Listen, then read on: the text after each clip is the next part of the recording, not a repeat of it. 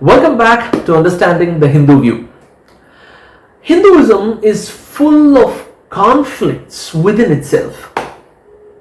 On one side, it talks about one supreme God, and on the other, it talks about the Holy Trinity and probably millions of demigods.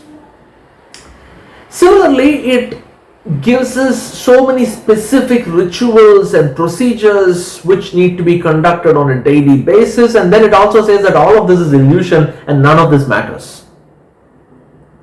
It has a caste system where some castes are said to be higher and some to be lower.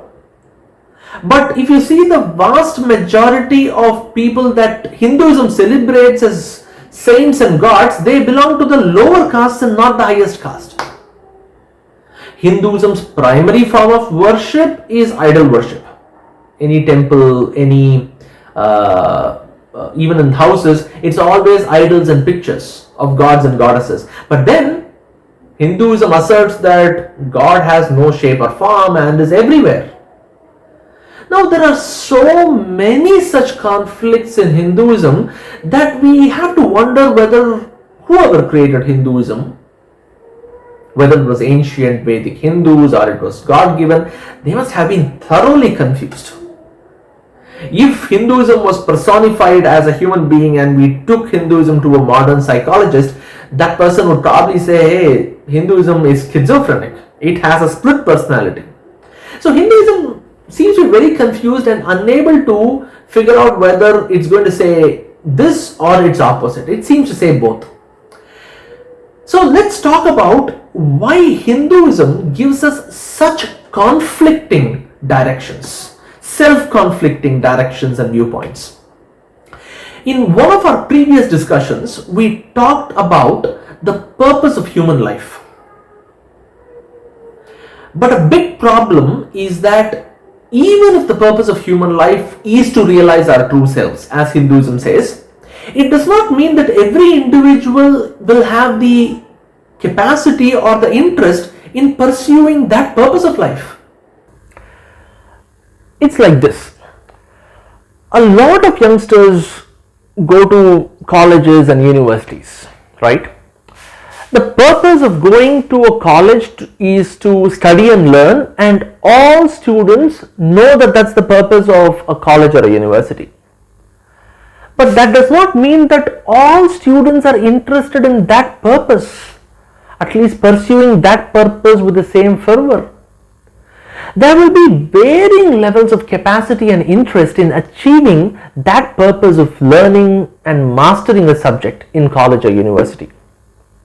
In fact, as most of us would know from our personal experience, only a small set of students will have a real focus on studying and learning in college. Majority of the students will have a lot of other interests or distractions. Some will be very much into games and sports, and that would take the majority of their time. Some would have their love life dominate. Some would just chill out doing nothing, and some will get into student politics.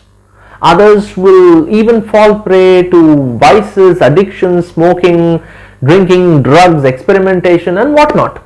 So there is going to be an entire spectrum of such students with varying capacity and interest in pursuing the main purpose of the university, which is studying and learning. Similarly, this earth, which in Hindu terminology is called the Bhuloka, is actually a university for souls. Hinduism talks of and refers to different worlds and different universes. That itself is an interesting discussion.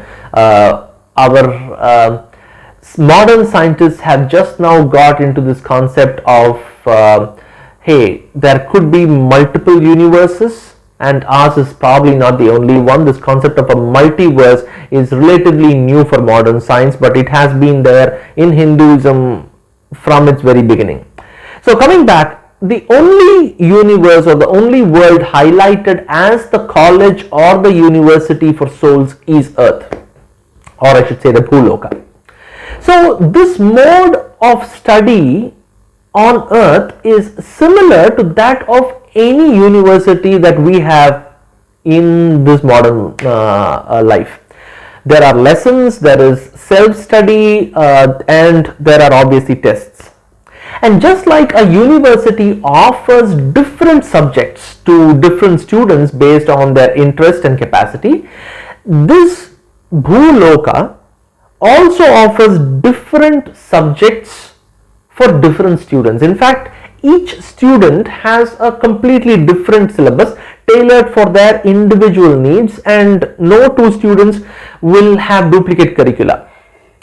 More on that when we talk about the concept of karma in a little more detail. But the more important point is, similar to students in our universities, even in this university of life, not everyone is going to be interested in achieving the main purpose of the university of life. The ancient Hindus that evolved this Sanatana Dharma, as Hinduism is truly called, understood that a vast majority of us, students in the university of life, are going to be distracted with other stuff and not really inclined to pursue the main purpose of life, and may not even have the capacity to start doing it. But they understood that the religion or dharma that they are establishing must also consider and care for these not so studious and ordinary students who are not too keen on fulfilling the purpose of life. They still needed to help them make these students progress towards fulfilling at least some part of it during their time in this university. Now, the purpose of life, which Hinduism states, is realizing ourselves, realizing our true selves, is very arduous.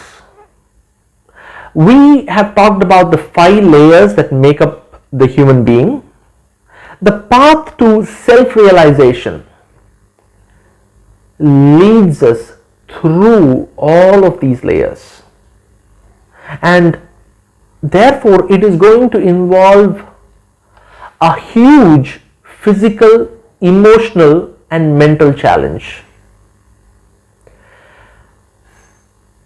A good analogy to this would probably be something really big. Think of a very, very difficult goal in our human life. Think of climbing Mount Everest. It's going to involve physical, mental, and emotional challenges. So, fulfilling our purpose of life is also going to be very similar to that.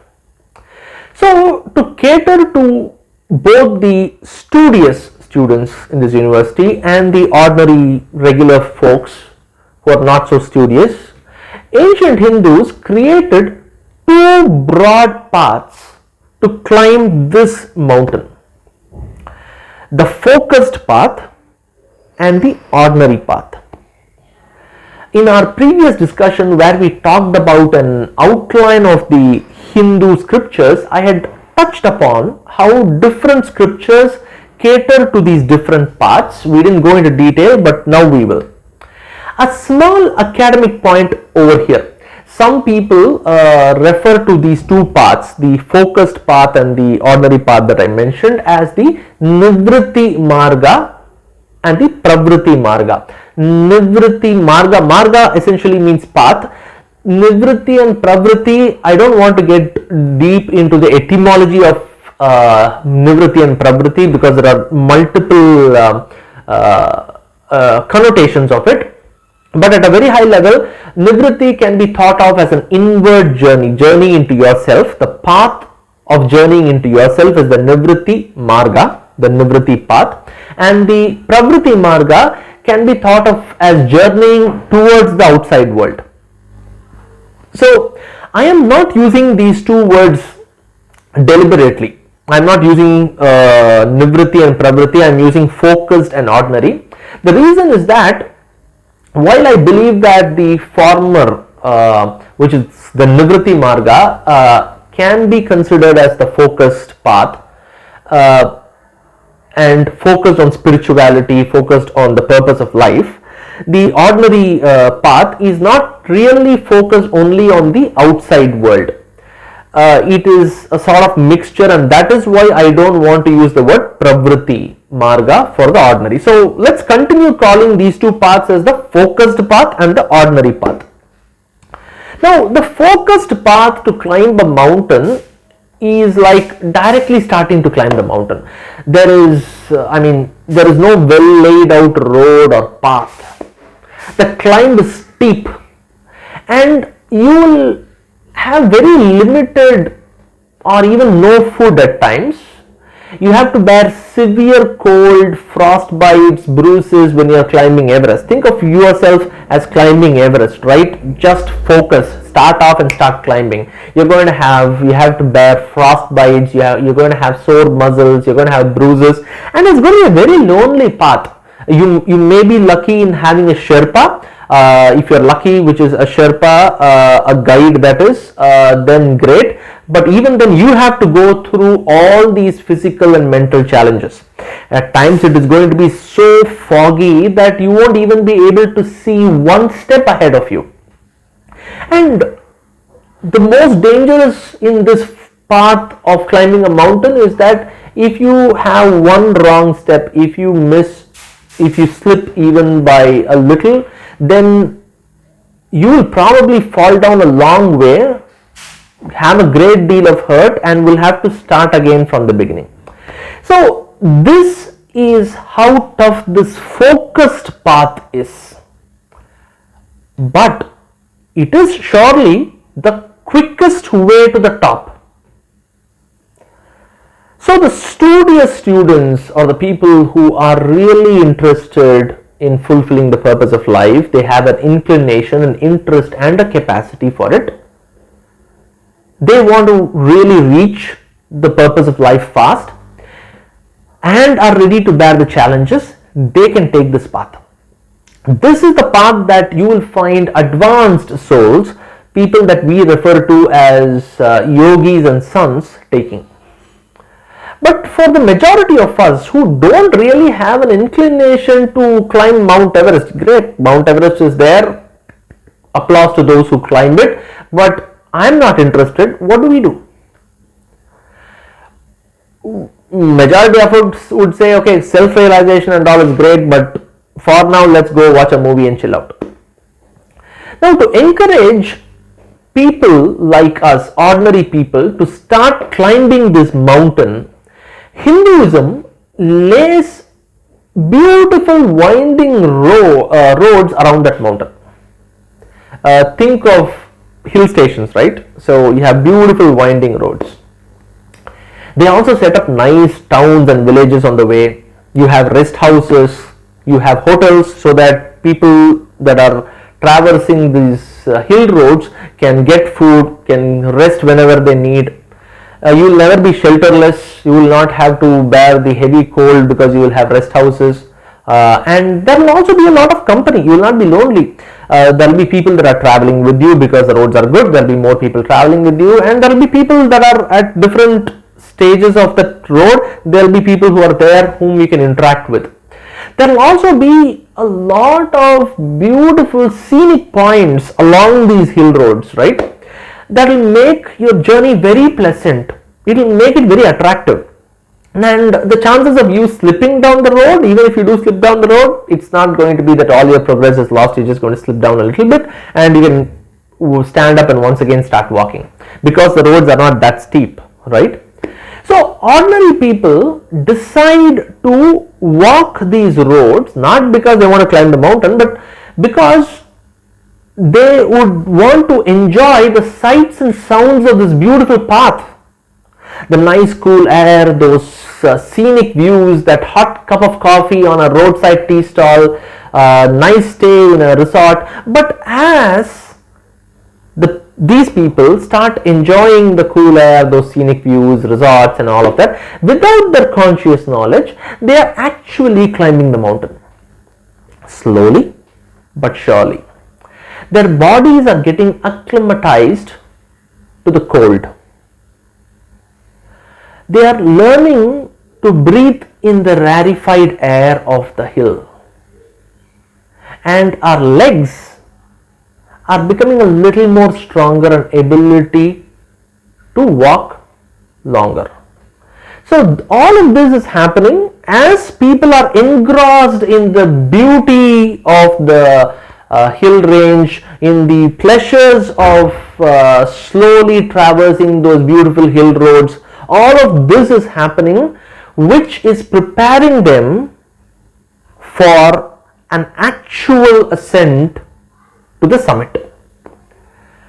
So this ordinary path, instead of a direct steep ascent to the top, that is self-realization, it takes an easier, long, winded road that entices people with a good amount of pleasure, with a good amount of joy, and also enables a slow progress and a preparation for the actual climb. Now, these two paths are the reason why we see a lot of conflicts, self-conflicts within Hinduism. Because when Hinduism is addressing the studious student who wants to take the focused path, it says, hey, there is a single peak, that's what you need to focus on. But when it talks to an ordinary student who is not really keen on climbing the mountain, it talks about the many scenic spots that this person should not miss. So this is what creates the conflicting views that Hinduism promotes. These conflicting views are deliberate and intended to address different audiences. This understanding is essential when we try to approach Hinduism from a very logical perspective, which is what we do in these discussions. It helps us, understanding these two paths helps us differentiate a practice or a viewpoint as belonging to one of these paths, and such differentiation is very critical, because a practice that makes perfect sense for a professional mountaineer will seem foolish and may even be dangerous for someone who is going on a jolly trek, and vice versa. A lot of misconceptions and aspersions in Hinduism are mainly due to this lack of understanding of these two broad paths that Hinduism guides a person on. But when we understand the context of the viewpoint or practice, you will find that the wisdom of Hinduism is profound and unparalleled in any other religion or philosophy. Thank you.